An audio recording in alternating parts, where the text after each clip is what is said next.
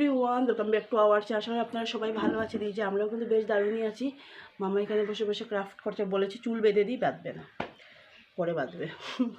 আর আমি এখন রান্না বসিয়েছি। আজকে যেহেতু সোমবার নিরামিষ, তো তাই জন্য রান্না কী করছি আপনাদের শেয়ার করছি। আর আজকে হলো, তো বললামই তো সোমবার। এখন বাজে 11টা বাজে 10 মিনিট বাকি। Good morning.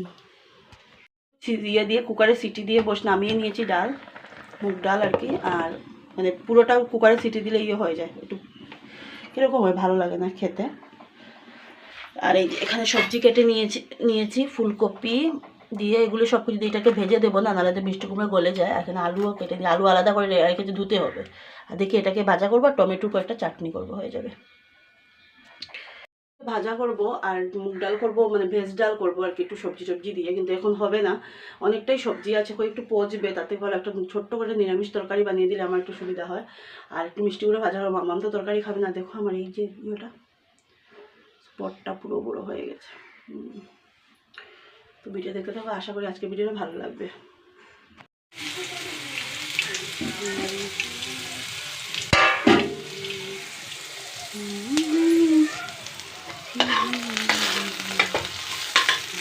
নিরামিষ তরকারি, টমেটোর চাটনি। এখানে হলো মুগ ডালটা বেশ আজকে একটু ঘন ঘন করে দিয়েছি, মুগ ডাল। আর এখানে একটু পায়েস, কালকের ভাত।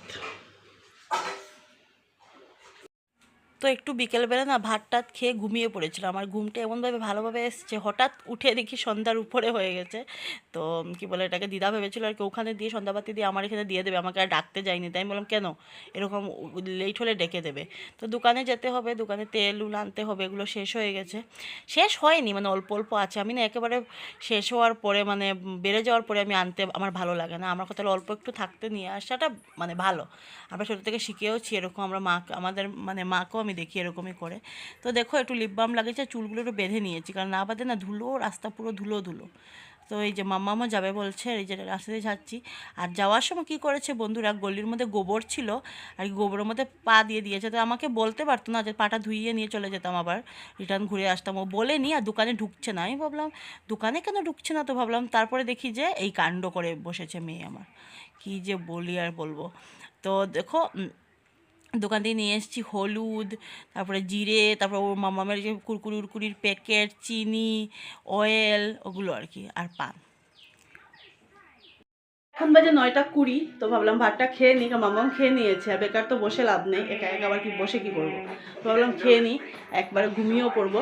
আর ঘুমোই কিন্তু এখন না, ঘুমোতে 11:30 12টা বাজে। তারপরে অমিতের সাথে কথা বলতে বলতে তারপরে আবার মোবাইল টুপি 11:30 বাজে। কিন্তু বেডে যাওয়াটাই আমার জন্য যে একটা মানে ব্যাপার।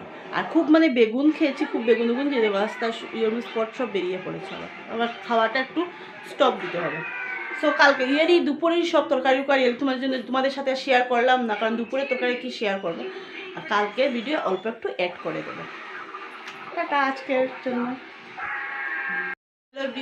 আজকে দুপুরে হলো খিচুড়ি।